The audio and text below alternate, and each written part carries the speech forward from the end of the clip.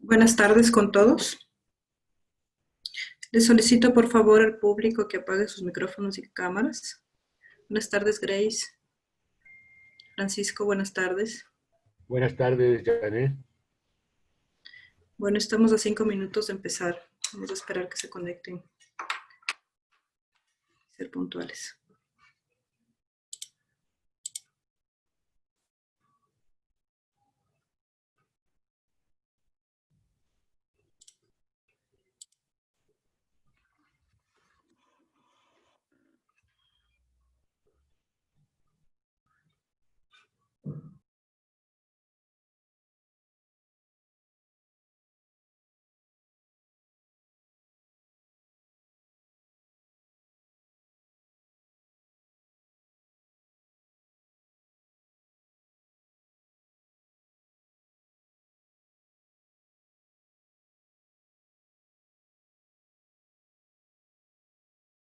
¿Puedo poner la pantalla de...? Sí, claro. Vamos a ver si funciona. A ver, yo acá ya te activé para que puedas compartir. Perfecto, entonces espérame que tengo los fondos de pantalla. Ya. Espérame, tengo doble. Sí, aquí tengo. ¿Están mirando mi pantalla? Sí, estoy viendo. Ah, perfecto. Entramos ahí.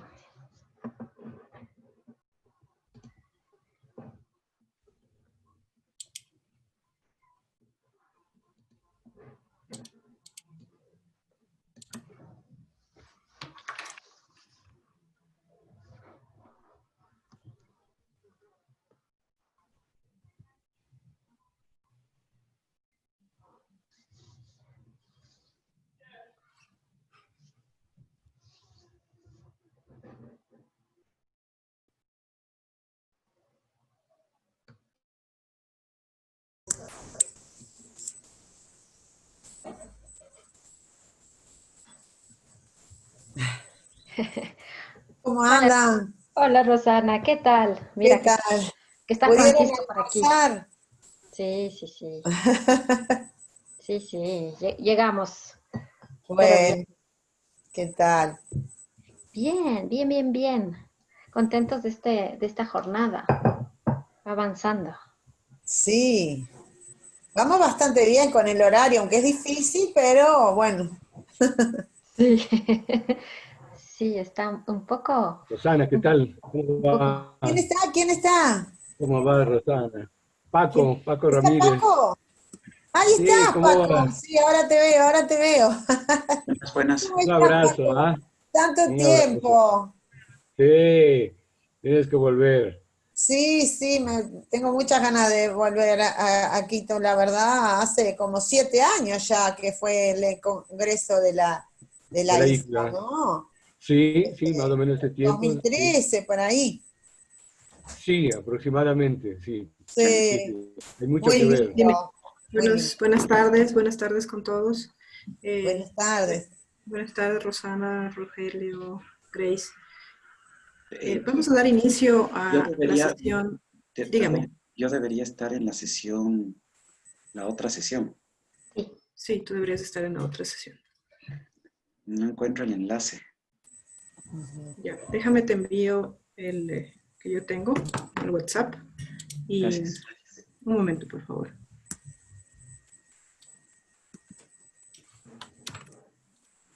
Perdón que les haya interrumpido. No, tranquila. Listo, Rogelio, te acabo de enviar. Por favor, Venga, intenta ingresar y me gracias. cuenta. Listo. Adiós. Bueno, vamos a dar la bienvenida entonces a Francisco Ramírez, que va a presentar a nuestra primera ponente, Grace Yepes. Siga, Francisco, por favor. Buenas tardes con todos. Y continuando, para mí es un honor presentar a Grace Yepes, arquitecta por la Universidad Central de Ecuador. Estudió ambientes físicos y confort para arquitectura y urbanismo, Francia 2007. Es PhD en sostenibilidad urbana por la Universidad de Burdeos y la Escuela de Arquitectura y Paisaje de Burdeos, Francia, 2011. Investigadora en proyectos nacionales, regionales y europeos, enfocados en la sostenibilidad urbana. Ha sido docente investigadora en la Escuela de Arquitectura y Paisaje de Burdeos y en la UDLA. Es actualmente docente investigadora en la Facultad de Arquitectura, Diseño y Artes de la Pontificia Universidad Católica del Ecuador. Cofundó en 2015 Yes Innovation, estudio de arquitectura, construcción e innovación en sostenibilidad. Adelante, Grace, un gusto. Muchísimas gracias, Francisco. Ahora estoy yo del otro lado como ponente y les agradezco mucho este espacio. Nosotros somos un grupo de investigación también en el que estamos con Francisco. Somos el grupo SIT, Sostenibilidad, Innovación y Tecnología. Hemos sido parte de este grupo organizando este congreso y yo quería empezar por ahí porque detrás de todo este esfuerzo también hay mucha gente, hombres y mujeres que han trabajado para poder llegar. En el caso de Paco, estuvimos en las jornadas previas, así que qué chévere que logramos tener ahora nuestro congreso. Yo había preparado esta charla sobre pandemización del territorio. ¿Quién tomará el control de la planificación urbana? Y este título es porque dentro de un contexto como el que estamos viviendo y en un congreso hablando del paisaje nos parecía pertinente plantearnos estas preguntas. Aunque la pandemización no existe como término, es interesante porque todo el mundo puede entender lo que significa. Sin embargo, actualmente, todos estos nuevos criterios ligados a la salud y a la pandemia han llegado a ser, de alguna manera, para todos nosotros, tal vez que nuevo, pero tal vez es también un asunto de nuevos términos, ¿no? Y también entender que esto tiene un efecto bastante fuerte sobre el crecimiento económico del mundo y que ya no va a ser una novedad, porque es como que habíamos olvidado históricamente que no es nuestra primera pandemia, hay muchas otras que hemos vivido, pero tal vez esta es muy veloz y tal vez esta ha estado expandida en el mundo de manera que nos sorprende a muchos. Estas imágenes son las imágenes un poco del contexto local, donde tenemos prácticamente esta información que puede asustar, pero que también nos pone en una evidencia de que este territorio debe ser planificado de una manera muchísimo más resiliente. En estas gráficas ustedes tienen el estado al corte del 25 de mayo de la pandemia del COVID en nuestro territorio, particularmente en el distrito metropolitano de Quito.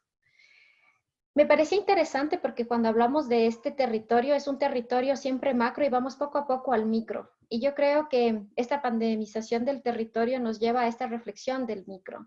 Y al hablar del micro es también entender cómo todos estos nuevos criterios tienen que entrar en la planificación. Hasta hace poco tiempo, en las presentaciones que yo había realizado, hablábamos mucho de esto, de que el Ecuador será un país con muchas ciudades y que esas ciudades vienen a darnos una manera diferente de ver nuestro territorio, nuestro paisaje. Y cuando hablamos de densidad y cuando hablamos de población, estamos ligados a pensar cómo será nuestro territorio. Y más que todo con esos porcentajes que, como ven aquí, son muy fuertes en cómo cambia nuestro territorio a hacerse más urbano. Y cuando hemos cruzado con esta famosa pandemia que todos hablamos, podemos encontrar estas informaciones que, claro, la reflexión en ciudad ya viene sobre cómo vivimos y cómo queremos vivir después. Y a mí me pareció interesante poner estas imágenes porque en la una se ve el porcentaje de hacinamiento que cuando cruzamos esta información con estos asentamientos precarios o esta vivienda que no es apta, ya empezamos a decir lo que dice aquí abajo, ¿no? La vivienda es ahora una cuestión de vida o muerte. Y todas estas nuevas emergencias de conceptos, de ideas, como que han doblado un poco la mano a cosas que decían que sería impensable en las ciudades, como hablar de Quito en bicicleta. Y sin embargo, estas referencias del territorio no nos deja pensar más allá. Y yo creo que eso hay que tener cuidado. porque al final esta nueva normalidad como está marcada aquí, tal vez cuando vemos este plan de las ciclovías emergentes propuestas, siempre llega a ser limitado porque, como ven aquí, sigue siendo escueto y no está pensado en el territorio general. Y también hemos visto una activación de estos espacios que son sociales, de estos espacios donde la gente se organiza y donde la gente empieza a tener un cierto tipo de herramientas para comunicar, para entenderse, para generar comunidad. Y después también la pandemia nos ha llevado a esta reflexión sobre el mundo y lo que está pasando actualmente. Y la emergencia sanitaria, como que a veces nos hace olvidar que estamos en una emergencia muchísimo más compleja que es la del cambio climático. Y en esta imagen que ha circulado mucho en redes, vemos que el hecho de pararnos puede ser también un respiro para el mundo. Y también el hecho de hablar de esta nueva urbanidad, y han visto también igual en redes donde los animales están volviendo a la ciudad ya que los demás no estamos ahí. Me gustaba mucho esta fotografía porque muestra bien esta convivencia. Y estos nuevos modelos y nuevas ideas también nos traen nuevas reflexiones. Este es el famoso modelo Donut, que se está hablando mucho ahora como una parte de la economía del siglo XXI, donde como ven en este gráfico, en el centro son las necesidades sociales y en el cielo, digamos, en el techo, son estas exigencias y estas limitaciones de la ecología del planeta. Y es interesante porque se habla de esto como un proceso que permite tener una consideración más, yo creo que más estructurada sobre lo que significa la sociedad y cómo la sociedad quiere vivir en este planeta.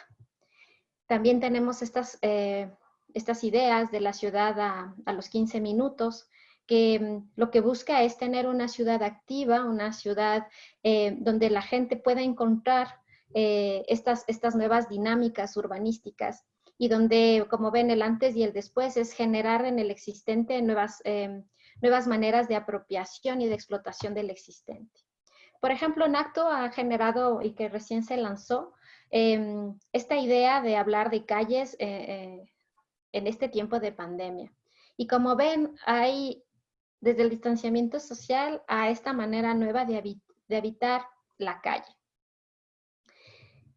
Y cuando hablamos de eso, de habitar la calle, pues entra todas estas nuevas reflexiones de cómo vamos a consumir en la calle, cómo vamos a utilizar la calle, ¿no?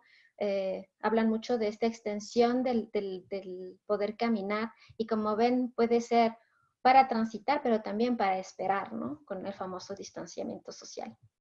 Y luego también localmente se ha escuchado mucho estas ideas de hablar del vecindario, ¿no? Reivindicar la planificación, el vecindario como una escala de acción. Y tomo este concepto de Fernando Carrión, que lo presentó hace poco, sobre las 5 Ds, ¿no? Que es la descentralización, la consideración de la desigualdad, el desarrollo urbano, la densidad y la distancia como conceptos a pensarlos, a imaginarlos en las nuevas maneras de planificar el territorio. Y estas prioridades prácticamente nos hace pensar que son unos nuevos retos y yo pienso que hay que ir hacia la transición ecológica del territorio. Pensando en la nueva movilidad urbana, pensando en la autonomía alimentaria, pensar en el derecho de y a la naturaleza, que quiere decir tengo derecho al verde cercano y a un verde cercano de calidad, que tengo que respetar el paisaje y también sus particularidades y que la naturaleza también tiene derechos que habrá que respetárselos. Y con esa idea también entran estas otras dos cosas, el derecho a la conexión, el teletrabajo, las telecompras, la teleeducación, el tiempo de conexión, el poder tener el derecho al Zoom, como algunos colegas comentábamos hace unos días. Y el derecho a la vivienda adaptada y resiliente, porque además la pandemia nos pone enfrente que todo lo que hemos venido luchando ha sido insuficiente y que hay que seguirlo haciendo. Y sobre todo yo creo que el suelo y el paisaje son recursos no renovables y están en extinción. A partir de esta reflexión me parece interesante hablar de que el barrio puede ser interesante como escala de diseño y que esta apropiación, como ven aquí, permitiría ver la vulnerabilidad, como se está haciendo en Colombia con esta aplicación, pero también puede ser esta organización social que potencia una manera nueva de hacer barrios, ¿no? Aquí tienen algunos ejemplos de cosas que se pusieron en línea para un poco ser un soporte a la emergencia, y aplicaciones y un sinnúmero de elementos. Cuando entramos en este tema, hablamos mucho del local y hablamos mucho del global y del local. Y en ese momento entramos mucho en esta discusión. ¿Cómo hacer en la ciudad? Este es un proyecto que hicimos con un grupo de colegas y que tuvimos el honor de ganar el concurso del Corredor Metropolitano de Quito. Y algo que me queda de esta experiencia es que los sistemas urbanos que estructuran y conectan son necesarios, porque estos permiten una dinamización del territorio. En esta gráfica encuentran en la parte superior las propuestas a nivel de manejo de los tratamientos urbanísticos y en la parte baja ya una aplicación más específica. Y al hablar de esta integración del micro y de media escala en las herramientas de planificación, permite con las particularidades del territorio trabajar para potencializarse. Aquí hay una propuesta de un geoparque que se analizó con el grupo de colegas y que sobre todo queríamos mostrar la posibilidad de utilizar el paisaje, pero no solamente para verlo o para usarle, sino para que sea parte integrante de la planificación de la ciudad. Al hablar del paisaje, hablar de las características específicas del territorio, hablamos de estas acciones prioritarias que deberían estar dentro de los documentos de planificación, donde podríamos utilizar esta idea de buscar cómo hacerlo más transversal, que era lo que Juan nos decía esta mañana. Aquí, por ejemplo, el hecho de hablar de este accidente y de hablarlo como potencia de paisaje, como potencia de calidad de vida, nos permite imaginar cómo hacer unas apropiaciones, cómo ir más allá de simplemente tener una renovación del paisaje deteriorado, sino que a ese paisaje darle una vida nueva y que venga a ayudarnos como ciudad también. Y en esa idea, el hecho de hablar del barrio y de la microescala cae perfecto porque al final la planificación no debería estar en la urgencia, debería estar en el futuro, pensando más allá de la red, pensar en esos microcentros, en esa especie de pequeñas gestiones urbanas, pero a escala donde la gente puede apropiarse. Esta es la propuesta que hicimos en el Eplicachima, ¿no? En este sector, donde nosotros hablábamos de centralidad y de microcentralidad con estos agitadores urbanos, como ven en la imagen, en donde todos los principios vienen a crear una simbiosis. Otro proyecto en el que nos muestra esta simbiosis como una clave es este proyecto que estamos haciendo en el San Enrique de Velasco con nuestros compañeros de GMG y de EcoGlobal, en donde llegamos a pensar que esta manera holística de ver el urbanismo permite pensar en una activación no solo desde el urbanismo, sino desde la activación de la gente que vive en él. Esta experiencia nos ha llevado a pensar cómo ponemos el paisaje, la naturaleza y las soluciones que la naturaleza tiene para poder crear una urbanización que tenga dos niveles, un nivel social, un nivel medioambiental y claro, el nivel económico y cultural que debe estar dentro como reflexión.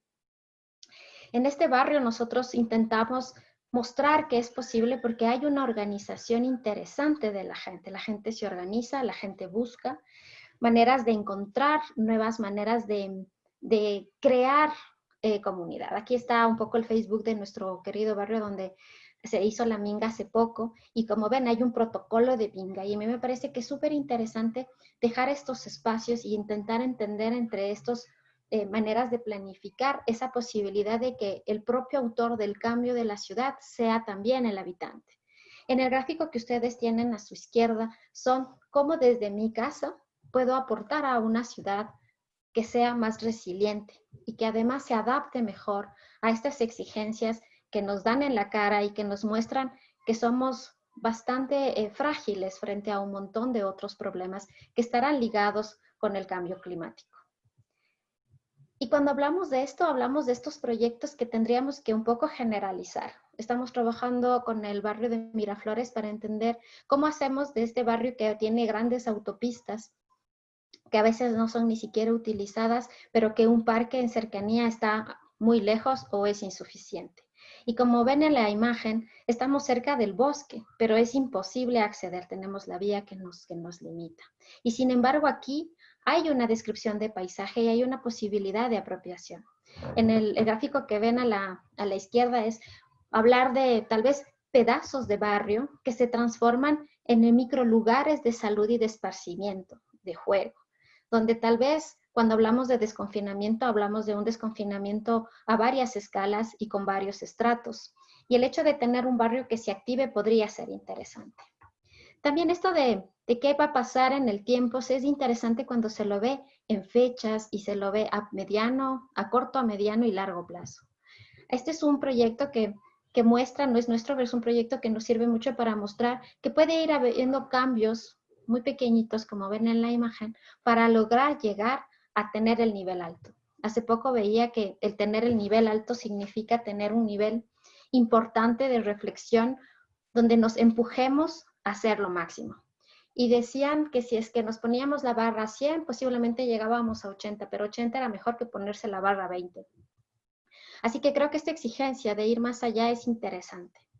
También me parece importante el hecho de que en estas nuevas estructuras hablemos de estas acciones institucionales que se cruzan con acciones ciudadanas en una construcción colectiva y con una planificación en el tiempo, donde hay un cronograma en acciones institucionales, en acciones ciudadanas y con territorios que se adaptan no solamente a la emergencia, sino al cambio climático, a todos los posibles reveses que tengamos que confrontar en una idea de una planificación más sostenible en el tiempo y donde la planificación nos permita dar aquellos puntos de partida a nuevas reflexiones. No podríamos reflexionar el territorio como antes queríamos reflexionarlo a 50 años y será inamovible. Ningún plan se ha logrado hacer completamente. Entonces hay que aprender de que la ciudad debe ser hecha por la gente, para la gente y con la gente. Y creo que eso es muchísimo más importante decirlo ahora, porque creo que estas innovaciones urbanas vienen mucho del cómo vivimos la ciudad. Y para ir terminando con esto, porque se me va el tiempo, volver a mi primer gráfico, en donde todo se conecta sin conectarse, donde esta pandemia y pandemización del territorio nos ha asustado y nos ha encontrado un poco desarmados, donde posiblemente ustedes y yo en nuestro encierro hemos estado descartados de la red, de la pequeña red de nuestro barrio y cómo esta pandemización, esta pandemia, digamos, nos ha mostrado también la necesidad de ver esta escala como una escala activa y una escala nueva de reflexión, donde va a haber más apropiación y sobre todo va a haber una planificación más adaptada. La imagen de abajo es esta idea de hablar del local, hablar del global y que estos entren en las reflexiones generales de la planificación. Y hablar de esta planificación del territorio, me parece que hay que pensar en esta planificación para hablar de una transición ecológica de nuestras ciudades y nuestro territorio. Esta transición ecológica es urgente y es emergente. Así que creo que con eso me contesto un poco la pregunta sobre esta pandemización, ¿quién tomará el control? Y creo que quien tomará el control será la gente que sabrá exigir de una manera diferente y que la ciudad se ha alejado de ser del planificador a ser más una planificación transversal de varios de los actores y de los protagonistas que viven la ciudad en su espacio y en su tiempo. Con eso quiero terminar. Muchísimas gracias. Muchísimas gracias, Grace, por tu intervención. Quisiera saber si alguien del público desea hacer una pregunta para Grace. Puede abrir el micrófono. Esto es una sesión Zoom en la cual podríamos participar con micrófono y cámara.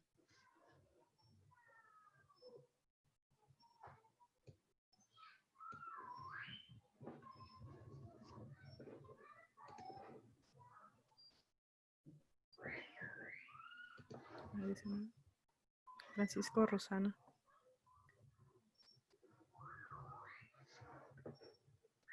Sí, gracias. Yo tengo una pregunta. En esta experiencia de poder acercarse a la nueva mirada del corredor para Quito, el corredor ecológico, sin duda tiene diferentes visiones, desde el planificador, desde quien está encargado de un negocio, de los diferentes roles que tiene en la ciudad. ¿Cuál fue desde el punto de vista de la experiencia esta de campo? ¿Cuál fue el escenario mejor para poder proponer este cambio de paradigma? ¿Y cuál fue también un poco el escenario no tan favorable, digamos, para esa propuesta y planificación? Por favor, Grace. Gracias, Francisco.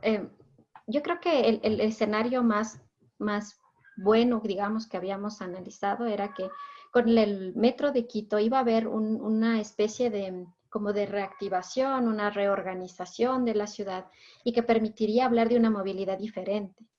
Pero al final, el hecho de que el metro como que está en el mismo eje, está sirviendo casi a la misma zona de servicios que ya están actualmente, se debilita como recurso. Sin embargo, es un recurso que existe, que está y que todos los quiteños estamos financiándolo y que de alguna manera hay que potencializarle. Entonces, partimos de esta idea de cómo hacemos que los recursos locales, en este caso el transporte público, podía irse conectando con otras reflexiones para poder dar una activación más larga que la simple zona del metro. Entonces, esa fue un primer escenario que para nosotros fue como el de base. Pero el escenario que nosotros nos pusimos como exigencia era que toda la meseta central, porque hicimos una reflexión a 1 kilómetro de cada lado, toda esta meseta de Quito se reactivara y que al reactivarse esta meseta, prácticamente podíamos apuntar a tener menos 80% de vehículos en esta meseta. Y al tener menos vehículos, el espacio que los vehículos toman no te dejan imaginar, pero cuando los quitas, tienes mucho para imaginar en el peatón, para imaginar en nuevos espacios públicos, para imaginar tal vez en híbridos, en más edificios que como que... A mí me gustaba mucho decirles que no son ni chicha ni limonada, pero no es la definición. La definición es más un híbrido que se adapta y que agita un cambio local. Entonces, para nosotros el escenario fue este que te digo que es la base, que dijimos, bueno, puede ser. Este escenario que era un poco exigente sobre el menos 80%. Y luego nos pusimos la barra mucho más alta porque entramos con escenarios de cambio climático y de riesgos. Y cuando entras en esos dos temas, al final te das cuenta que es muy complejo el hecho de que la ciudad no está pensando en el riesgo. La planificación no está pensando en una posible erupción, en un posible temblor muy fuerte. La misma pandemia nos ha mostrado que no estamos listos a nivel de nuestros sistemas. Y ese fue como el escenario el más malo. Y eso nos permitió irnos acercando, pero desde el territorio. Y en el caso de nuestro trabajo fue ir desde abajo para arriba y de arriba para abajo para entender en dónde podíamos aportar. Nosotros creíamos mucho que el PUCS puede ser un aporte porque tiene herramientas de gestión, pero también es muy limitado y muy generalista. Pero creemos que hay cómo adaptarlo, hacerlo más aplicado al territorio, porque tenemos un uso de suelo que se adapta, pero no tanto. Y cuando tú tienes quebrada y encima le pones un tratamiento que no va con lo que es la quebrada misma, tal vez hay que repensar. Entonces, eso fue un poco como hicimos el proceso de reflexión en este proyecto. Muchas gracias. Gracias, Grace. Gracias, Francisco. Tenemos 2 preguntas más en estos últimos minutos de tiempo. Una de Eva Leticia Ortiz, que nos dice, ¿qué papel juegan los arquitectos paisajistas en esta nueva realidad y cómo mira su intervención en la construcción de nuevas realidades? Yo pienso que un arquitecto paisajista tiene mucho que aportar. Yo creo que el paisajista tiene la virtud de ver el paisaje en su globalidad y ve los componentes y las unidades paisajísticas con un valor mucho más allá del ornamental. Y creo que ahí es la clave. Me parece también que en esta nueva realidad los paisajistas pueden entrar con una versión del territorio en varios criterios. Desde el hecho de cómo hacer que la gente tenga una aproximación más real a la naturaleza. Y creo que los paisajistas pueden lograrlo con sus planteamientos. Y también pensar cómo estos nuevos paisajes, que no son, como decíamos en la mañana, no son aquellos que no se tocan, sino son aquellos también que existen y que son degradados, o tal vez que no existen y hay que generarlos para mejorar la calidad de vida de la gente. Entonces yo creo que, o sea, yo soy súper pesimista porque tengo muchos datos en la cabeza y son muy malos, pero soy muy positiva porque me parece que tenemos mucho para reinventarnos. Entonces yo creo que tenemos mucho que aportar, y yo les veo en la nueva realidad como algo que puede ser muy potente y que basta con tener nuestro territorio muy en mente para poder innovar con él. Muy bien, muchas gracias. Otra pregunta de Melanie Santana Villasagua. Desde el ámbito de la nueva arquitectura, ¿cómo ves la futura integración multidisciplinaria para combatir el cambio climático y obtener una ciudad resiliente? Yo pienso que cuando hablamos de resiliencia y de cambio climático, la transversabilidad de los saberes y la interdisciplinaridad y multidisciplinaridad se vuelve necesaria.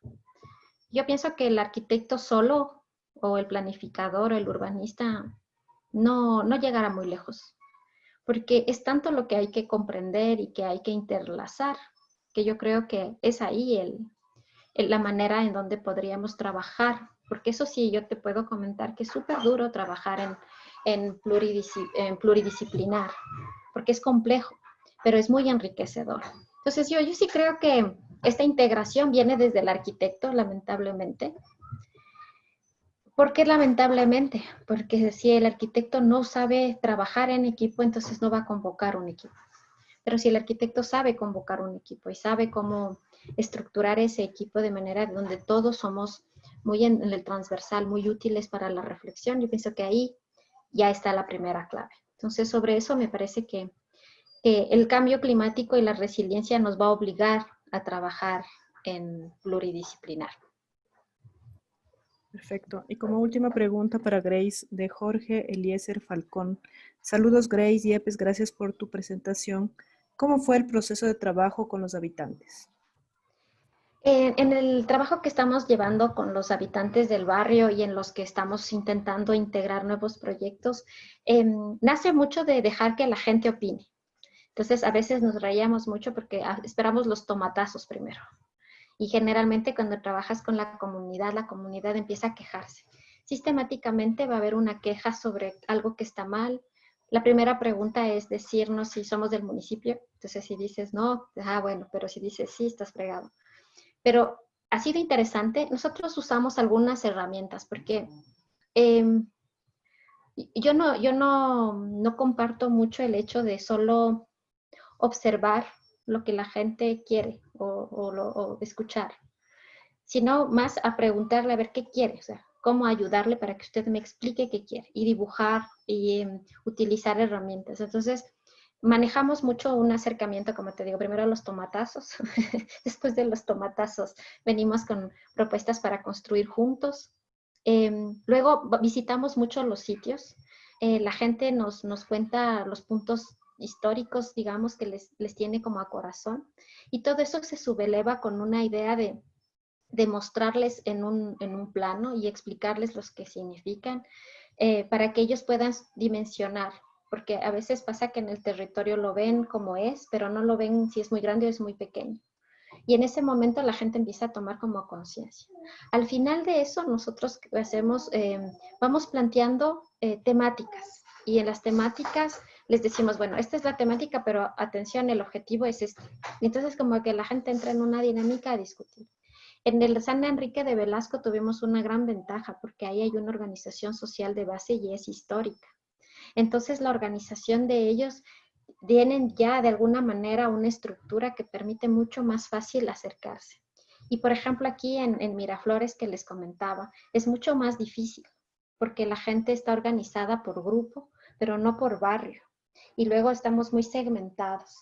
Y nosotros como unidad de barrio le vemos mucho más larga, pero luego en las administraciones es más pequeña o está como seccionada. Entonces la manera también es de llevar al objetivo. Es decir, para esto queremos que todos aporten, para que todos tengamos espacios cerca donde nuestros hijos puedan pasear, donde nosotros podamos pasear. Y ahí como que federamos. Entonces vamos más de la federación a ideas que a la imposición de una organización. Cuando la idea está federada, encontramos los medios para ir construyendo pasos, y por eso les mostraba en la diapositiva eso de primer paso, segundo paso, tercer paso, porque a la gente hay que acompañarla en su reflexión, y ellos también nos acompañan en la nuestra, y creo que ahí es el trabajo que engancha y que tiene resultados.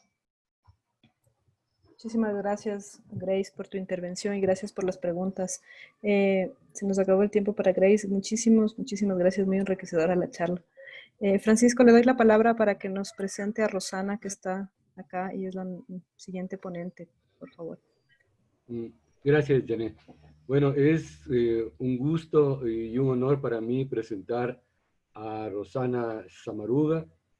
Es arquitecta, graduada de la Facultad de Arquitectura, Diseño y Urbanismo, PADO UDELAR, Uruguay, miembro de la Asociación Uruguaya de Arquitectura del Paisaje, AUDAD, asociación miembro de la International Federation of Landscape Architects, IFLA, desde su fundación. Desde 2007, Rosana es profesora agregada y coordinadora general en el programa de investigación Paisaje y Espacio Público del Instituto de Diseño, realizando proyectos de investigación y asesoramiento por convenio con instituciones nacionales e impulsando las nuevas ofertas de enseñanza en paisaje, tanto de grado como posgrado. En 2009 ingresa al régimen de dedicación total con el Plan Consolidación Disciplinar del Paisaje como área de conocimiento emergente, desarrollando actualmente su tercera etapa. Obtiene premiaciones regionales e internacionales en trabajos teóricos y de investigación. Dicta Teoría del Paisaje 1 y 2 en la licenciatura en Diseño de Paisaje y en posgrado es directora académica del diploma de especialización en proyecto de paisaje de la FAD. Bienvenida, Rosana. Bueno, muchísimas gracias, Paco, por la presentación. La verdad que un gusto estar acá. Me hubiera encantado estar allá. En realidad me hubiera encantado estar allá con ustedes, pero bueno, ya se va a dar en algún momento. Voy a compartir la pantalla. A ver si ustedes díganme si se ve. Sí, ahora sí. Perfecto, vamos a poner la pantalla completa. Bueno, yo quería compartir con ustedes un poco el tema que se planteó recién, que justamente Grace estuvo comentando de sus experiencias, que era cómo es el trabajo con los habitantes, ¿no? Y en ese sentido, es por eso que nosotros le pusimos a esta presentación el paisaje como construcción colectiva. Tenía intención de hacer una introducción más, digamos, importante desde el punto de vista teórico y después más bien metodológico, pero después me di cuenta que no me da el tiempo, y entonces, a ver, ¿me siguen escuchando? ¿Me escuchan bien? Sí. Entonces, bueno, me dediqué un poco, voy a concentrarme en las experiencias que les voy a mostrar, que son desde la academia, pero también como ciudadana, y bueno, vamos a ir muy rápido porque así les puedo mostrar unas cuantas cosas. Simplemente desde el punto de vista conceptual, plantear que esta noción de construcción colectiva, que es la que nosotros suscribimos en nuestros trabajos y en nuestras prácticas, deviene, digamos, obviamente de la conceptualización de paisaje cultural, ¿no? De constructo cultural, pero también implica las estrategias para desarrollar los métodos y las formas de planificar y proyectar el paisaje, ¿no? Y es indispensable plantearnos, por lo menos para nosotros, la confluencia de los saberes y de los actores para poder realizar propuestas. Y de esta manera es la manera de que nos aseguramos incorporar los imaginarios colectivos, las imágenes referenciales, o sea, cómo de alguna forma estas formas de participación nos implican afianzar la apropiación de las propuestas. Entonces, bueno, simplemente para recordar acá algunas digamos, bibliografías referentes, pero como decíamos, bueno, lo importante es que esta concepción de construcción colectiva de alguna forma derrama en los trayectos metodológicos, ¿verdad? En buscar los instrumentos, en buscar los métodos, talleres, encuestas, entrevistas de distinto tipo, consultas en web, porque en definitiva esto va muy de la mano de lo que planteaba el profesor Palermo, ¿verdad? Todos somos paisajes. Y bueno, y justamente como decía Grace recién, como el paisaje como concepto apela a la integralidad, de alguna manera no hay más remedio que convocar, es indispensable en realidad convocar a diferentes tipos de conocimientos, ¿verdad? No solo conocimientos académicos, interdisciplinares, sino también los conocimientos de los habitantes, de los usuarios, de los actores sociales. Eso para nosotros es muy importante y el relevamiento de estas percepciones nos permite acercarnos a fortalezas y potencialidades que tiene el paisaje y comprenderlo mejor y generar mejores propuestas. O sea que la pregunta de todos estos métodos que vamos a ver en realidad es, bueno, ¿cuáles son las preferencias paisajísticas de estos habitantes? ¿Cuáles son sus componentes más valorados? Y en esta presentación vamos a hacer esa cortadura, vamos a ver metodológicamente qué es lo que nosotros usamos para poder hacer esta reflexión. La presentación tiene dos partes, como les contaba al principio, 4 ejemplos que vamos a ver muy rápido de trabajos del programa, y 2 ejemplos que en realidad son que participé no como académica, sino como sociedad civil. Empezamos con los trabajos del programa, vamos a ver solamente algunos aspectos nada más, que es con lo que tiene que ver con el nombre de la charla, el tema de la charla, pero igual quería compartir con ustedes que esto es el link para llegar al sitio de nuestro programa de investigación. O sea que ustedes si quieren, si les interesa algún trabajo particular, pueden ir a la página de la Facultad de Arquitectura, Diseño y Urbanismo de la UDELAR, ir a ámbitos de investigación, y ahí van a ver en nuestro sitio que están la mayoría, casi el 90% de todos los trabajos colgados, y también síntesis de los mismos, ¿no? Empezamos con el primer ejemplo. Este trabajo fue un convenio de asesoramiento que hicimos para la Intendencia Municipal de Montevideo y la Comisión de Patrimonio de la Nación, que justamente, como lo indica su nombre, son pautas de ordenamiento paisajístico para la Rambla. ¿Cuál era, digamos, el objeto? Bueno, lo que indica el nombre, para de alguna manera establecer criterios generales para la acción.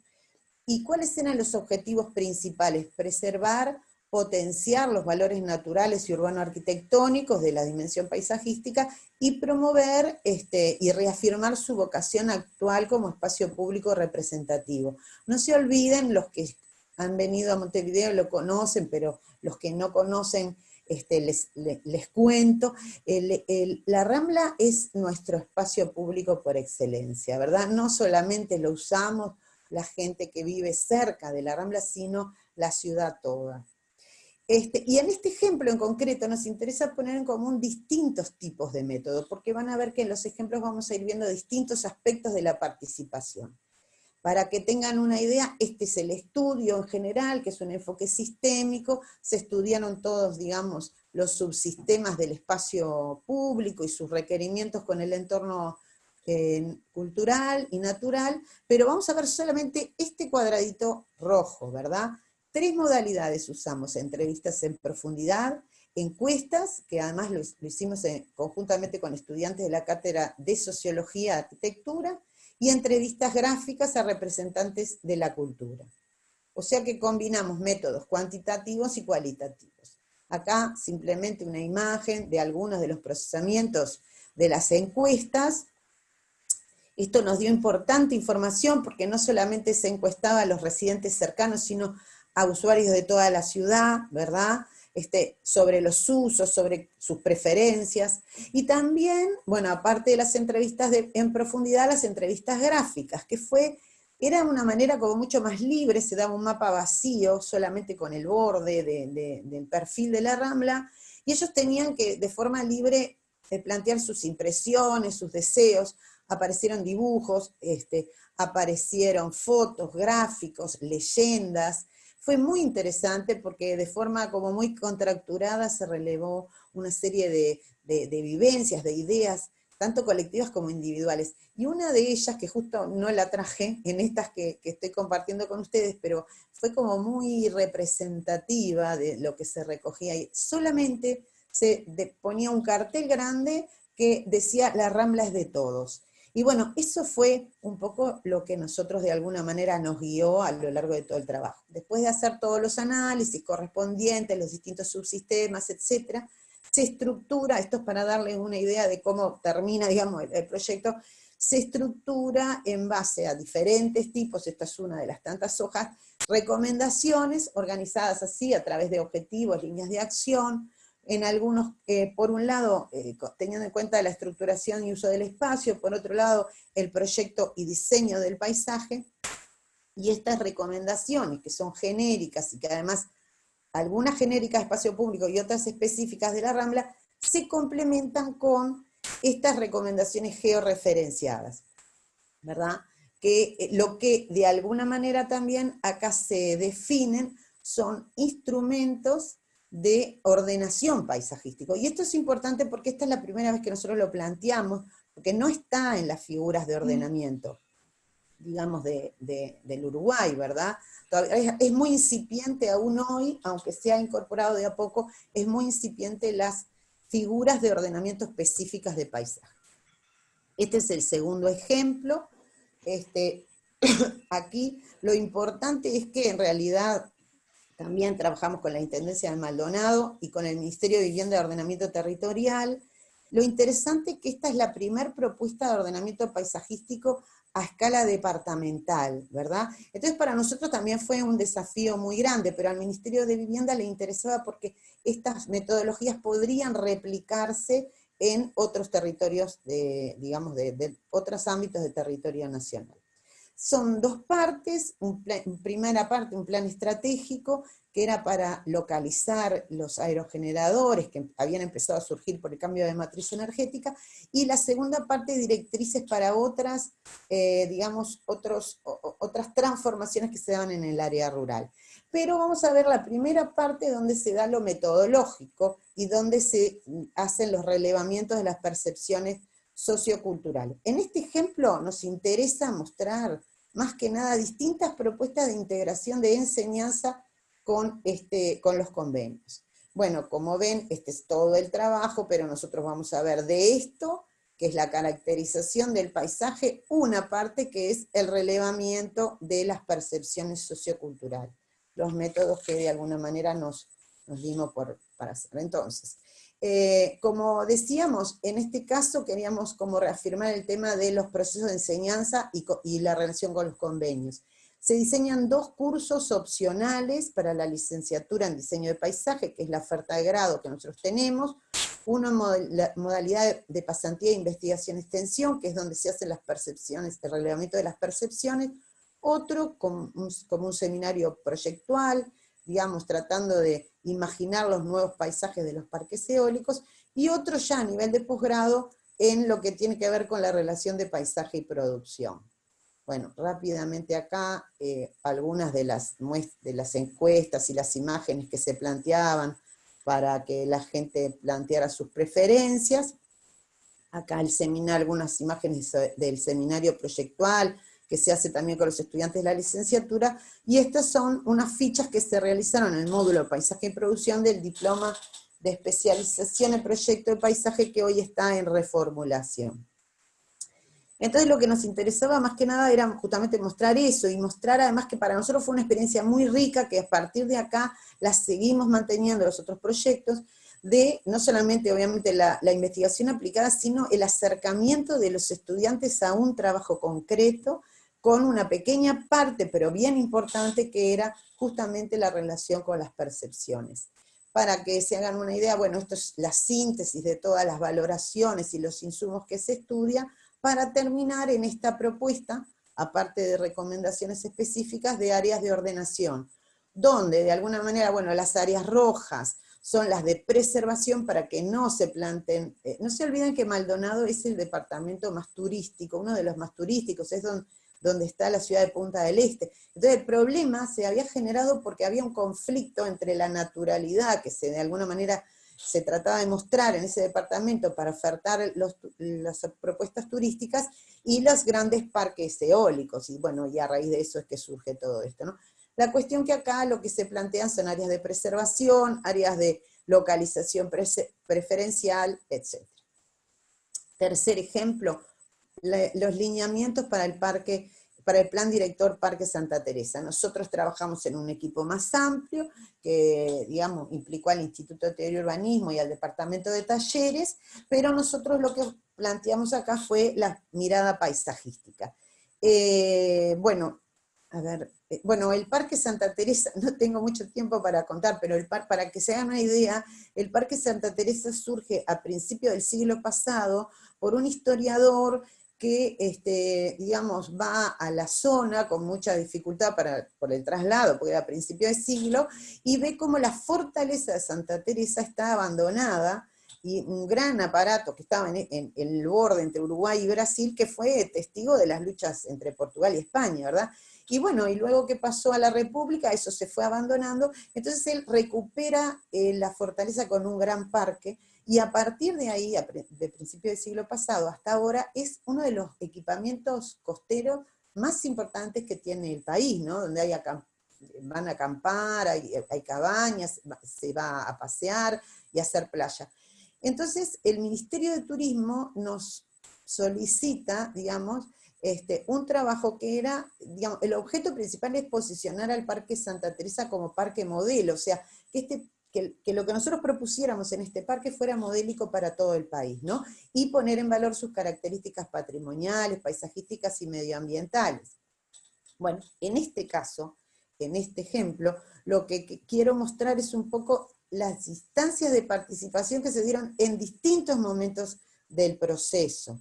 Por ejemplo, en toda la primera parte del marco referencial, de construcción del marco referencial, se hacen, entre otros relevamientos primarios, etcétera, se hacen encuentros consultivos, y estos encuentros consultivos fueron muy importantes porque de alguna manera se dio, digamos, entre todos los usuarios, los habitantes, el ejército, que en realidad es el que gestiona el parque, aunque el parque es público, y bueno, digamos, y los visitantes del lugar, las diferentes ideas del parque modelo. Nosotros teníamos que confluir, no era solamente nuestra idea de parque modelo, desde la academia, era confluir todas las ideas de parque modelo.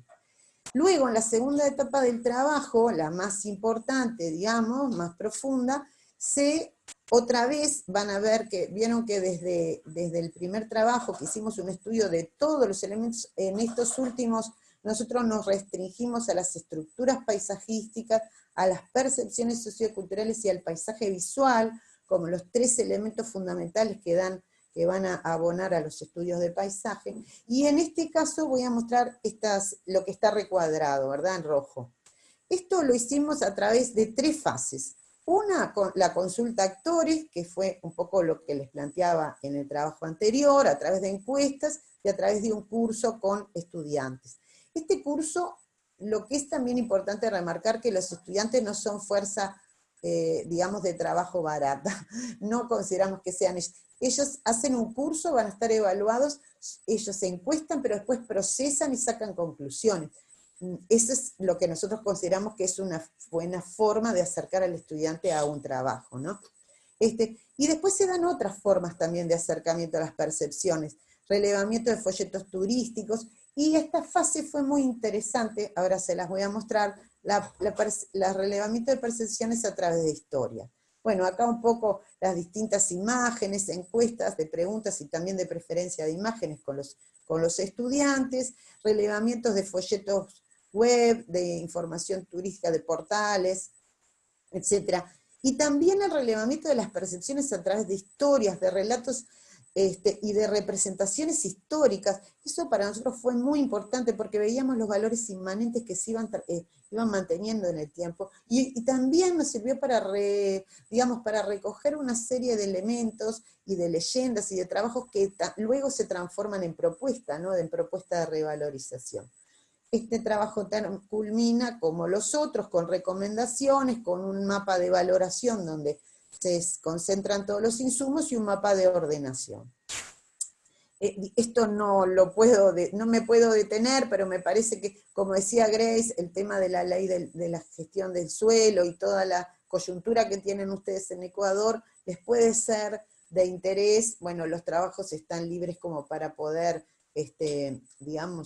porque son instrumentos de ordenación diferentes a los instrumentos de ordenación urbanística, como decía Palermo, ¿no? Son cosas distintas y las tenemos que trabajar de manera distinta.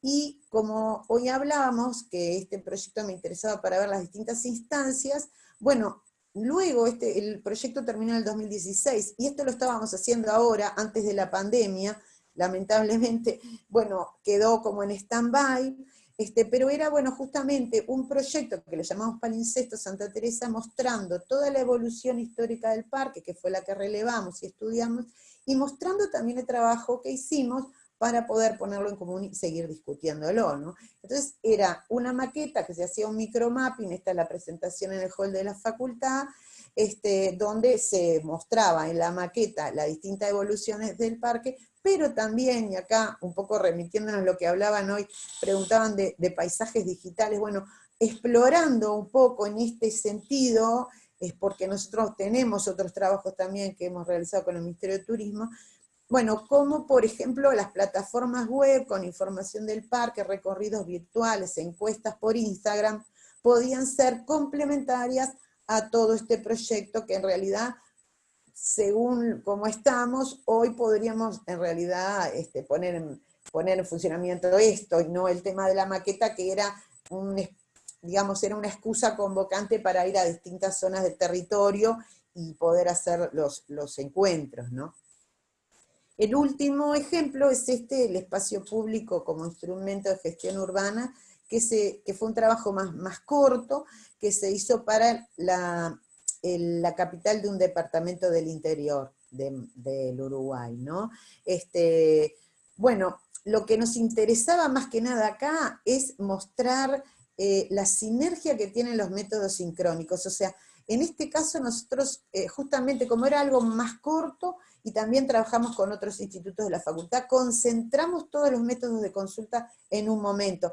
Ven como en esta foto que les mostré al principio es una carpa donde están todos, a pesar del frío, ven que acá están las estufas, era pleno invierno, un frío enorme, y esto fue en la plaza principal. Sin embargo, tuvimos una concurrencia de gente lindísima, había mapas, habían, digamos, encuestas de imágenes, y la gente participaba. Nos llamó mucho la atención la cantidad de la participación, pero además también, aparte de todos estos métodos, también en la puerta teníamos como un gran llamador, que era una foto aérea enorme, donde de alguna manera le decíamos encuesta cartográfica también, porque ellos con los papeles amarillos y los rosados ponían lo que les parecía bien y lo que les parecía mal de la propuesta. Entonces, esto en realidad quedaban a veces mucho más acá afuera que adentro, pero la gente se entusiasmaba mucho, era como algo bastante lúdico, y la verdad que luego de hacer el procesamiento confirmaba diagnósticos que nosotros ya habíamos realizado, o en algunos casos lo ajustaba o los reorientaba. Bueno, esto muy rápido es lo que les quería mostrar, algunos proyectos que hicimos desde el programa Paisaje y Espacio Público del Instituto de Diseño de la FADU, pero también quería mostrarles algunas experiencias que yo tuve como ciudadana, digamos, como parte de la sociedad civil. Les voy a mostrar dos ejemplos rápidos. Este es el Molino de Pérez, es cerca de mi barrio. Es un molino, como su nombre lo indica, que acá está la rueda y todas las estructuras, que fue construido en 1780 y es declarado Monumento Histórico Nacional en el 75. A partir de ahí múltiples programas se fueron sucediendo para el barrio. Bueno, yo estudiaba acá cuando iba al liceo, era una biblioteca pública, pero también, por otro lado, se fueron dando distintos programas, lugares para exposiciones, talleres, etc. La cuestión que hace un tiempo se había cerrado y estaba abandonado. se cuidaba, pero no estaba en uso. Y la Intendencia anuncia que posiblemente lo iba a dar a concesión para una organización civil, pero que iba a tener un uso como muy específico y privativo. Entonces la sociedad se organiza y empieza, bueno, se planta ante la Intendencia solicitando que no sea así, que abra un concurso para recuperarlo, y empieza una sucesión de actividades como estas que vienen acá. Rosana, un favor, ¿podríamos ir cerrando para tener tiempo de algunas preguntas que están surgiendo? Perfecto. Bueno, les muestro rápidamente, este es el Día del Patrimonio, acá la gente muestra sus proyectos, los proyectos que se realizan en la licenciatura y en la Facultad de Arquitectura, se discuten con los estudiantes y con la gente del barrio, trabajos de la escuela, se hace un mapping con los dibujos de los propios niños. Fíjense que esto pasa de generación en generación, ¿verdad? Y que de alguna manera después los niños ver sus propios dibujos planteados y proyectados, para ellos fue algo muy interesante y el paisaje se construye entre todos. Y rápidamente el otro ejemplo que es, bueno, en realidad el más importante en cuanto a la influencia que tiene la ciudad, que es también otra reivindicación ciudadana ante la posible venta de terrenos públicos en parte de la Rambla. El Poder Ejecutivo en 2017 decide vender parte de los terrenos que están alrededor del dique Magua, que es un monumento histórico, y acá está una plaza y unas antiguas carboneras, y la sociedad se organiza para, digamos, decir no y recuperar ese espacio público. Varias propuestas se habían sucedido antes, ¿verdad? Como estas que estoy mostrando, la más grande fue la del Museo del Tiempo, pero que finalmente no se construyó, sí se construyeron estas, que fueron otros concursos. Esta fue la propuesta controvertida. Se planteaba vender para hacer una terminal, un shopping, un hotel 5 estrellas, nada tenía que ver con el espíritu de lo que nosotros consideramos que es la Rambla, que es para todos, ¿verdad? Bueno, lo paso rápidamente. Sí, muchísimas gracias. Rosana, disculpe que ya le termino interrumpo. de pasar rápido. Sí, por favor, gracias. Solamente las imágenes, el abrazo del lugar a las 17 horas, todos los sábados, y bueno, esto devino a que no se vendió, que quedó suspendida, se hizo un concurso de ideas, que es esto que estoy mostrando ahora, y otras actividades en el lugar. Terminando, bueno, justamente me interesaba mostrar estas dos caras, desde la academia y desde la sociedad, porque justamente el paisaje se construye colectivamente. Gracias.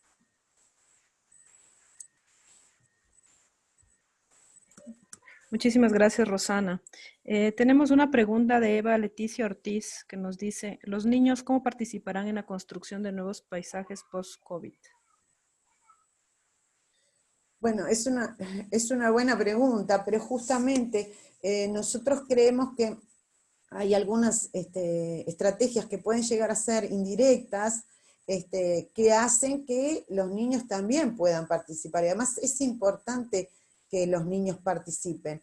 Por ejemplo, este tema de los paisajes digitales, como veíamos hoy, o la convocatoria en las escuelas del lugar para que ellos dibujen su paisaje, planteen sus deseos, luego hacer exposiciones, que capaz que si no las podemos hacer presenciales, las hacemos virtuales.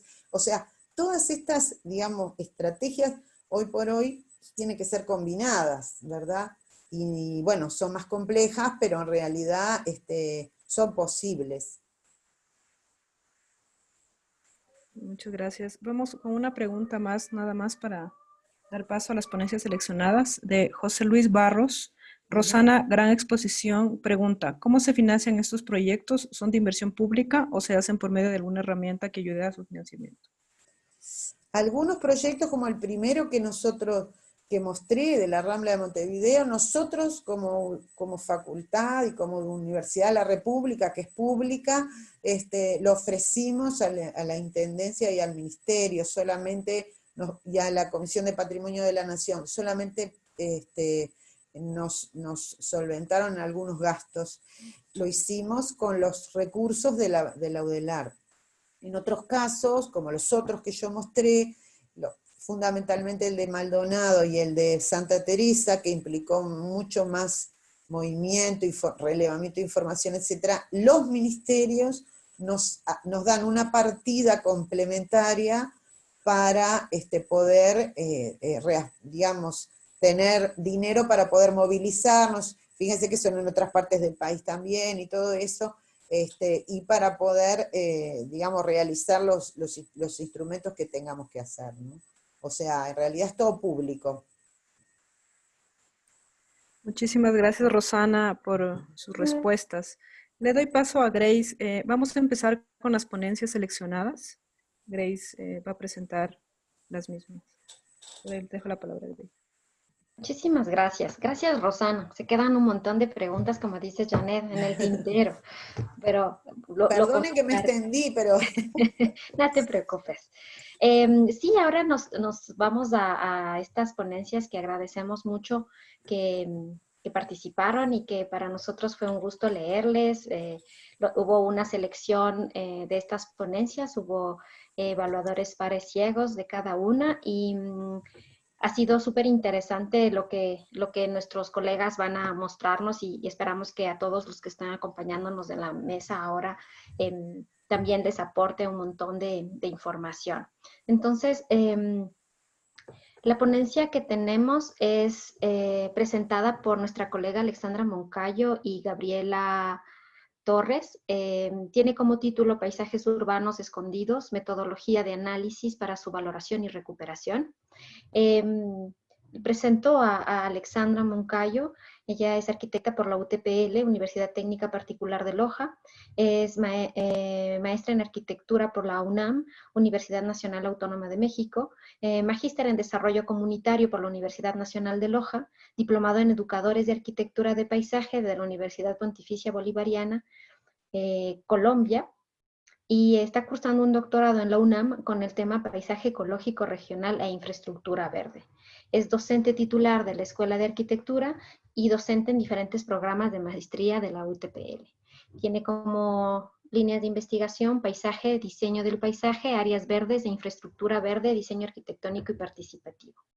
Para nuestra colega Gabriela Torres, ella es egresada de arquitectura por la Universidad Técnica Particular de Loja, ha participado en el diseño y construcción de áreas de juegos infantiles para la Escuela 18 de Noviembre en una primera etapa en el 2017, ha participado en un concurso de diseño de parqueadero público en la ciudad de Loja, ha participado en workshop internacional de barrios sostenibles Placemaking y ha participado en la ejecución final de Placemaking para el barrio Jipiro Paraíso en el 2019.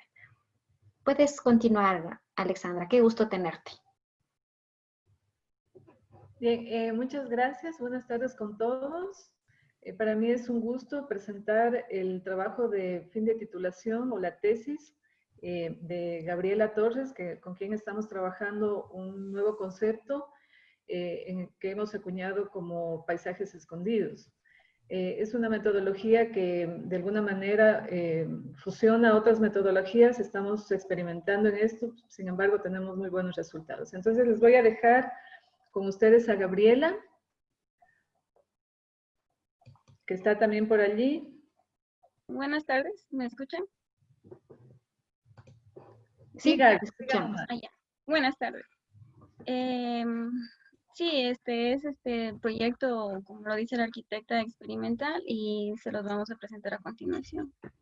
Estoy teniendo problemas con mi cámara que no se conecta. No sé si... Sí, no ¿Puede vemos compartir, Gaby? Entonces no hay problema. Comparta ya la pantalla, por favor. Ya.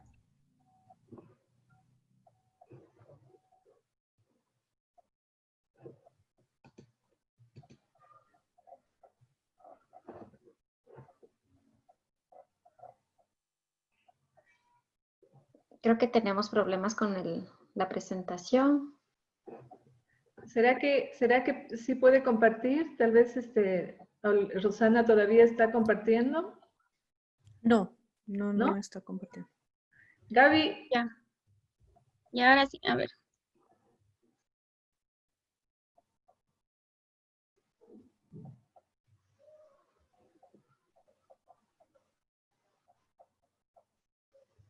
Ya se está viendo.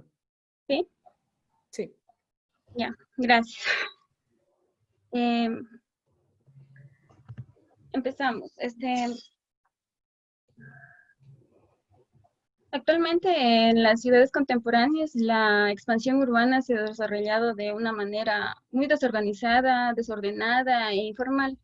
Esto se ha dado hacia los bordes naturales y a las periferias, originando principalmente varias fragmentaciones espaciales. Y también lo que conlleva a vacíos urbanos y al deterioro del paisaje. Estos espacios dan lugar a una serie de paisajes intermedios y residuales que han sido olvidados y atenúan a un temor y a la apatía para utilizarlos.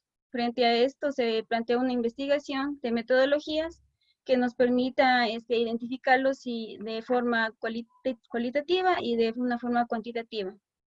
El caso aquí presentado está en la ciudad de Loja. Como se puede observar, es una ciudad que está creciendo de una forma horizontal y se ha dado hacia los bordes occidentales y orientales de la ciudad, saliendo, claro, de los bordes naturales que se han dado de los ríos Loja, de los ríos Zamora y del río Malacatos. ¿Cuál es el objetivo? El objetivo es que mediante una revisión bibliográfica sabemos reconocer qué son estos paisajes urbanos escondidos y también presentar una metodología de análisis para la valoración, conservación y la posible recuperación de estos paisajes en el área urbana de Loja. Pero en fin, ¿qué son estos paisajes? Estos paisajes, según leyendo entre varios autores, nos dicen que, por ejemplo, para Gilles Clement, el tercer paisaje son espacios residuales, son abandonados y son improductivos, pero por lo tanto también son posibles refugios para una diversidad. En cambio, Leach nos manifiesta que son bordes de elementos lineales que el observador no usa o considera como sendas. A un nivel micro tenemos los espacios residuales. También expresado por el autor, Vescovo nos dice que lo expresado por el autor son espacios que componen la ciudad en donde se generan estas grietas y el espacio queda atrapado sin ninguna función, dejando espacios residuales entre construcciones y vacíos urbanos en donde la continuidad y la sensación de identidad se pierde. Estos vacíos urbanos, en los vacíos urbanos son espacios ligados a la periferia de las ciudades, lugares que son apartados por las dinámicas urbanas y los que se han perdido su funcionalidad. En cambio también los vacíos urbanos son tomados como lugares abandonados, pero con un potencial en convertirse en espacios transformadores. ¿Y qué nos da esto? Entonces tenemos que son paisajes que están dentro de la trama urbana de las áreas consolidadas. Su causa se da por la mala gestión de planificación urbanas y son lugares que no tienen como causa y el usuario no logra identificar cuál fue su función y para qué fueron dados, porque muchas de las veces son lugares que, por ejemplo, quedan de remanentes o de construcciones o de algo que estuvo ahí pero que ya no está.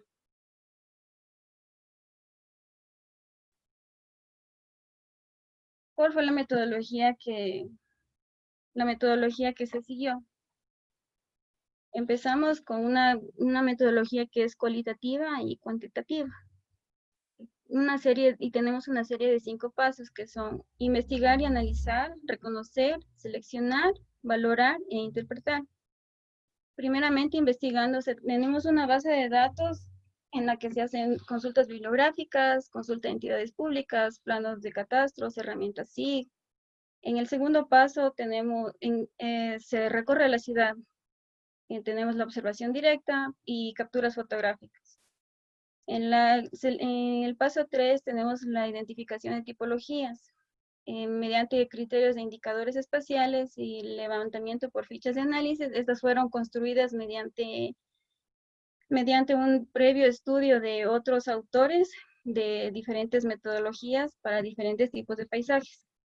En el cuarto se valoran mediante parámetros y una serie de tablas y matrices.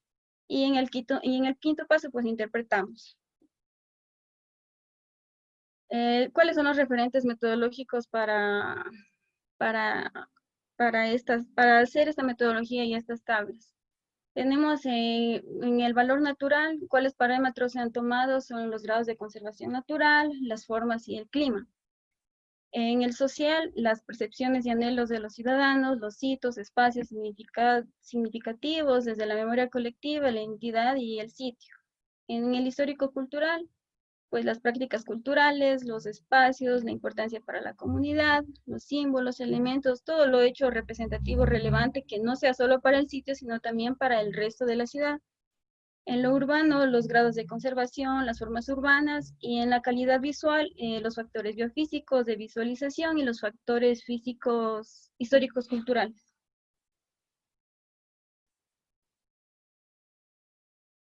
El primer paso que se aplicó, esto ya sería tenemos desde arriba, sería el análisis que se hizo primero con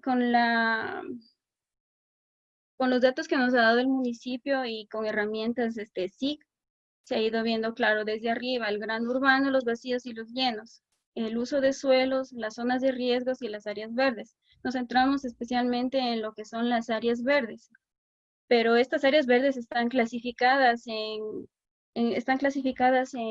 áreas de protección para ríos, áreas verdes municipales, áreas verdes, parques y jardines, y pero nos centramos principalmente en las áreas verdes municipales. ¿Por qué nos centramos en estos? Porque algunos de ellos, por ejemplo, están abandonados, y algunos también están tomados dentro de las zonas de riesgo y tienen otros tipos de usos de suelos y así. Entonces, se van identificando ya algunas áreas para pasar al segundo paso, que sería el reconocer.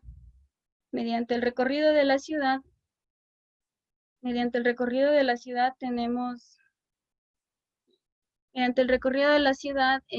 es lo que se observa?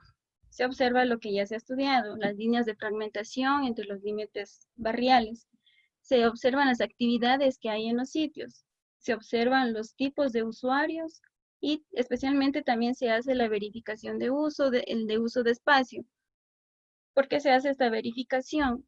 Porque los datos desde el municipio son datos de catastro del año 2010, pero al momento de ir a hacer, por ejemplo, yo cojo un predio, pero me fui a visitarlo, a verlo, y resulta que tiene otro uso, o que ya está construido, y cosas así. Entonces lo que se hace es verificar, y para esto especialmente se necesita tener ya que los datos sean actualizados. También se hace Gaby, 3 minutos, por favor, para terminar. La interacción del Gracias. uso y el espacio. Gracias. ¿Qué más? En la selección, se seleccionan los lugares según los criterios de algunos referentes. Los referentes estudiados, también ¿cómo los clasificamos? Los clasificamos por tipologías, que serían entre miradores, entre calles, callejones, parques, patios internos, y también entre quebradas. En el cuarto paso, ¿qué es lo que se valora? Se hacen fichas de levantamiento para análisis y se valoran parámetros que sean naturales, sociales, culturales y urbanos. Y luego se hace una matriz de lo que sería la calidad visual del paisaje, y para verificar estos datos. Aquí tenemos ya una tabla de lo que sería los sitios que se escogieron. Vemos que en el valor total tenemos 4 sitios que han sido valorados muy altos, entre ellos 2 que son valorados tienen un valor alto natural, el resto tienen valor cultural, y los demás tienen un bajo valor. En cambio, en la calidad visual del paisaje, para verificar, vemos que algunos tienen una calidad visual excelente y una calidad visual normal. Entonces, con esto tenemos estos resultados comparando, que algunos de ellos, por ejemplo, coinciden totalmente con esta metodología anterior experimental con las tablas. Vemos que tienen un valor del paisaje alto y una calidad visual del paisaje también. Y vemos que algunos, por ejemplo, ¿para qué nos sirven tener estas tablas? Estas tablas nos sirven para, por ejemplo, tenemos aquí un caso de un paisaje que no está bien valorado porque es demasiado frágil. Entonces, ¿qué es lo que queremos con este paisaje? Este paisaje no solo nos sirve para, no solo lo que queremos es potenciarlo, sino que también lo queremos regenerar, porque no, mm, ¿me escuchan? Sí, Gabriela, le estamos escuchando. Ah, ya. Quisiera que vaya cerrando ya porque Sí. estamos ya con el tiempo. Ya, entonces comparando estos, escogemos finalmente 4 paisajes. ¿Y cuáles son las conclusiones? Las intenciones de estos valores son que en los paisajes no solo sean modelos tipológicos, también sino que sean para potenciar, para preservar, para intervenir y para recuperar, mediante principios de acupuntura urbana, revalorizando los paisajes, vinculando así lo natural o artificial, dando soluciones a las problemáticas de las ciudades contemporáneas. Ya lo dijo Jan Gehl, que nosotros los arquitectos que vienen después, no tenemos que preocuparnos por lo que vamos a construir, sino preocuparnos en arreglar el caos de las ciudades que ya está hecho. Muchas gracias, Gabriela. Muchísimas gracias, Alexandra, también por la presentación. Vamos a pasar a la siguiente ponencia seleccionada.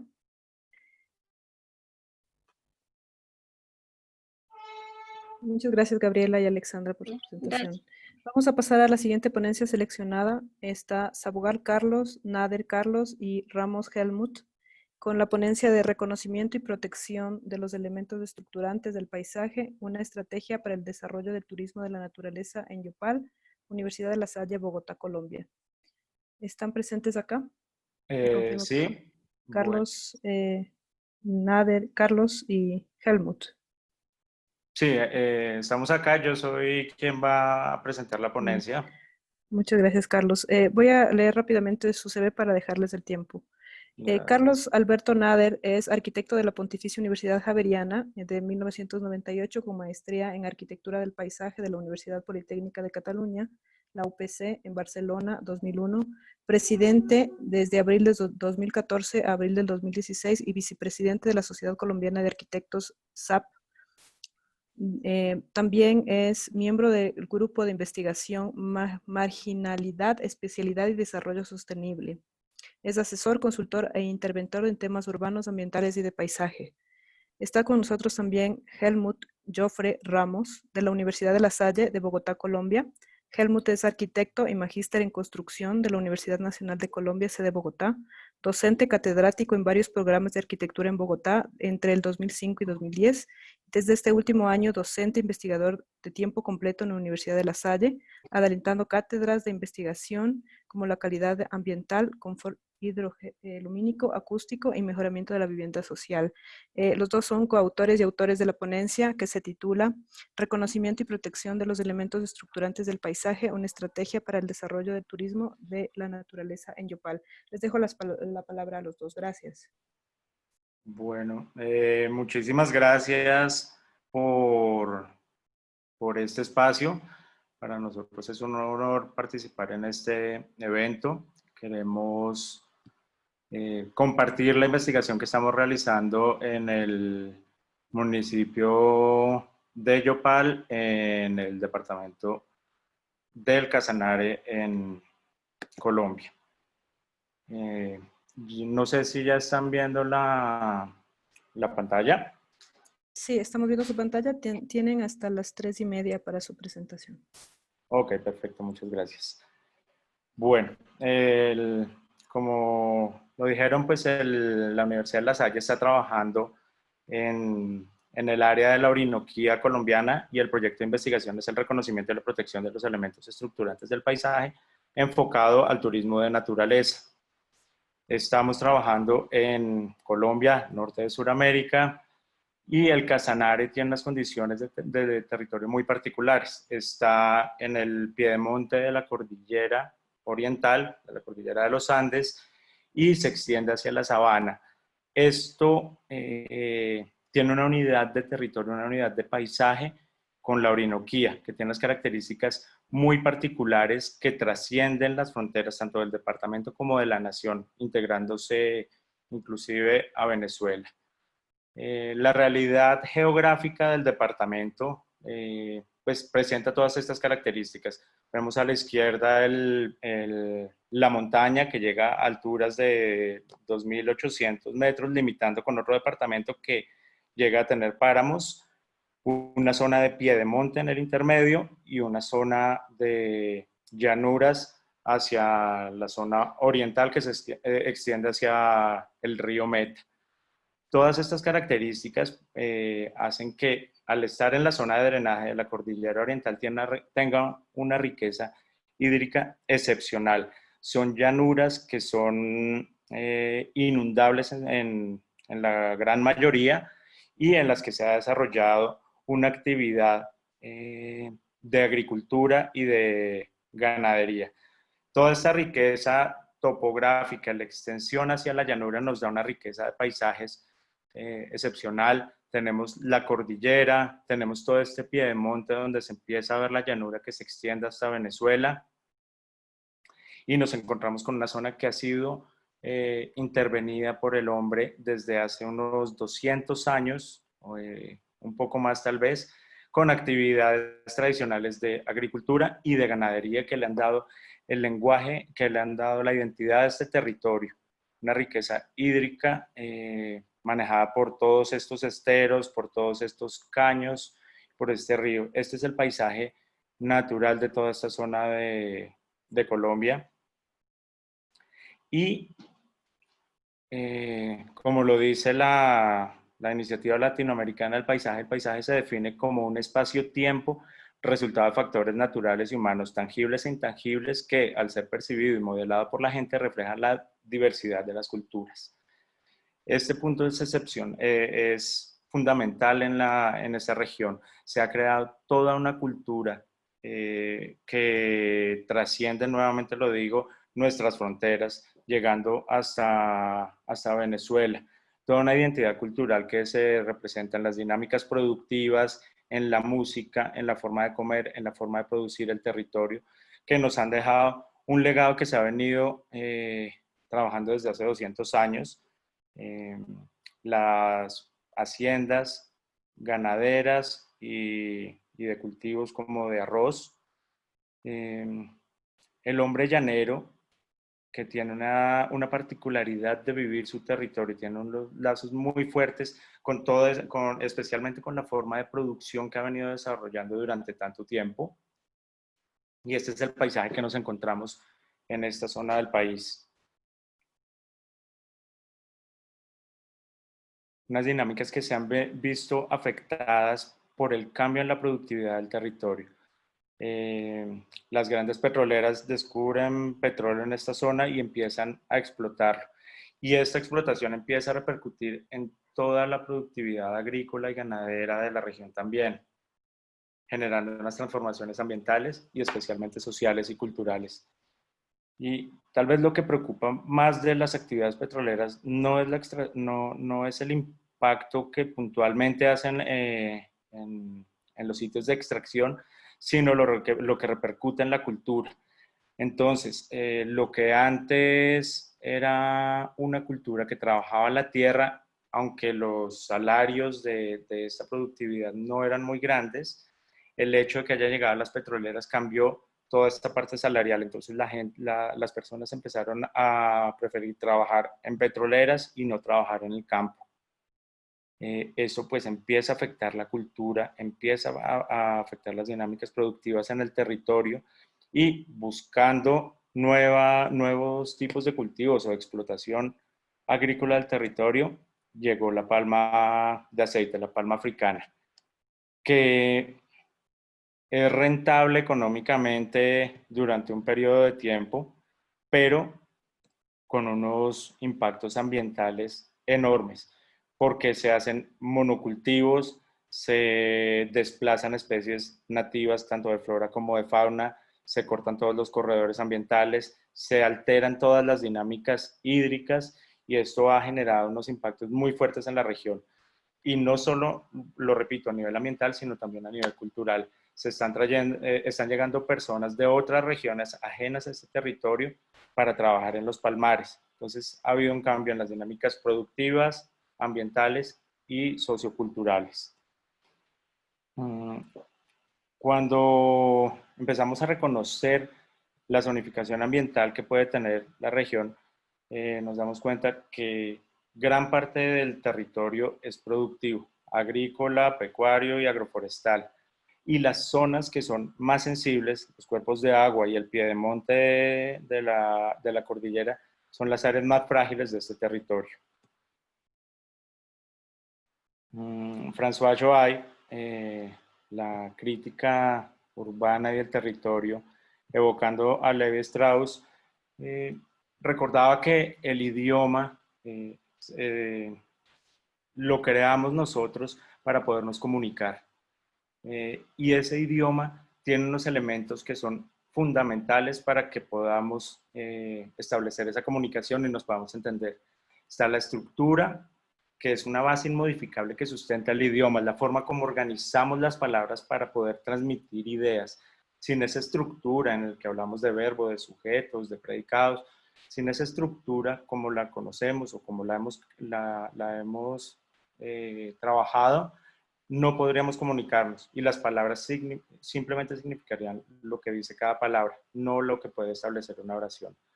También dentro del idioma hay arcaísmos, que son palabras o expresiones que perdieron significado.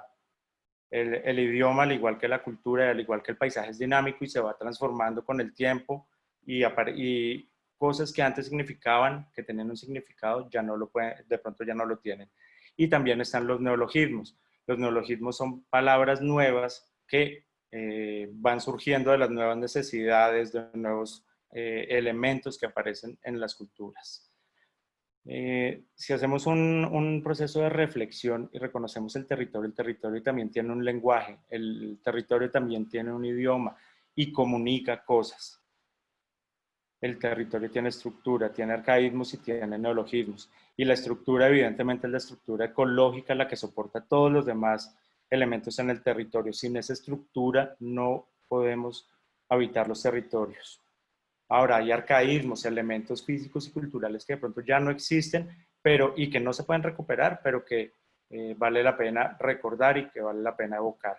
Y hay neologismos, como la planificación de la productividad, fundamentados en lo ambiental y en lo social, la preservación de la memoria y la preservación de la cultura. Y de esta forma podemos planificar y proyectar el territorio, entendiendo ese territorio como un lenguaje. Si hacemos una mirada del funcionamiento del departamento del Casanare, nos podemos encontrar con una estructura que está soportada con una matriz que es esa productividad agrícola y ganadera tradicional, y empiezan a aparecer unos parches que son espacios o elementos de características homogéneas que tienen diferencias con lo que sucede alrededor. Y en este caso nos encontramos con bosques, con esteros, que son humedales, cultivos de palma africana, explotación de hidrocarburos y centros poblados. Y corredores, tenemos corredores de tipo natural y de origen antrópico, como las carreteras. Los de origen natural, evidentemente, son los elementos lineales, y los más importantes son los que conectan la cordillera con el río Meta, los que hacen esa conexión directa. Haciendo un acercamiento a Yopal encontramos los mismos elementos y hacemos una formulación en la que definimos unos objetivos para poder intervenir el territorio. El primero es velar por la equidad territorial, y esto entendiéndolo a partir de los bordes, especialmente de los bordes de las áreas urbanas hacia las áreas rurales. Entonces, lo que buscamos es que no haya bordes definidos, no haya límites definidos, porque estos establecen, separan las dinámicas de una manera muy fuerte. Consideramos que son mejores los límites difusos en los que se genera más conectividad, más permeabilidad y hay mayor dinamismo y mayor funcionalidad en estos bordes. También la identificación de los parches en el territorio. Es fundamental reconocer cuáles son los parches, especialmente los ambientales que están en el territorio. Carlos, te pido por favor si podemos ir cerrando para dar oportunidad a las preguntas. Gracias. Sí, perfecto. Dame 2 minutos para terminar. Reconocer estos parches para ver cuáles se deben aislar y cuáles no. Establecer y fortalecer los enlaces territoriales a través de corredores que pueden ser lineales, corredores con nodos y stepping stones, que son pequeños parches que por su cercanía permiten la continuidad o la funcionalidad de un corredor. Se debe cuidar especialmente el cambio de matriz, que las dinámicas de producción de palma, de monocultivos, no vayan a convertirse en la matriz de este territorio. Y finalmente se definen estrategias que tienen que ver con la protección y conexión de los elementos de interés ambiental, la definición de normas para las áreas productivas de este entorno rural, para que las dinámicas productivas sean equilibradas en el territorio y no lo deterioren, la definición de estrategias y normas para el desarrollo de áreas urbanas y finalmente fomentar el apoyo institucional y científico para evidenciar y soportar todos estos procesos. Muchas gracias. Muchísimas gracias, Carlos. Igualmente, les agradezco a los ponentes anteriores. Quisiera que por favor, si desean hacer preguntas a las ponencias seleccionadas, envíen al chat y yo poder hacerlas a los ponentes.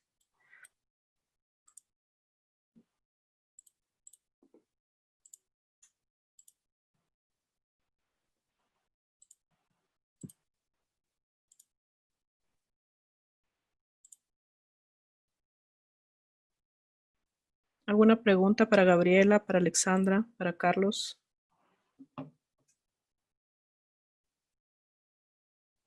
Bueno, veo que no hay preguntas. Les agradezco mucho. Les invito a que se conecten al siguiente enlace, que es el último enlace del día. Está ya en el chat. Se trata de las conferencias magistrales. Nos vemos allá. Muy amables con todos. Muchas gracias. Ok. Gracias. Hasta luego.